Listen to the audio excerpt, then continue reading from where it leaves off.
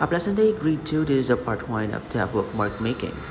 So first, we need to measure the paper. As you can see here, this is what you call inches. And the lower part of the ruler, we call it as centimeters. For the width of our bookmark, we need 2 inches. As you can see, it's 2 inches. I mark it. I also mark the lower part. After marking it, I will now create a line using a ruler.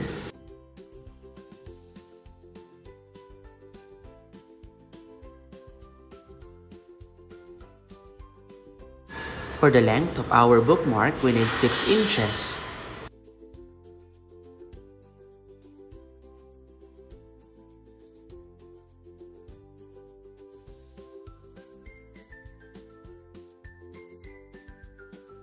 I will mark it now and create a line.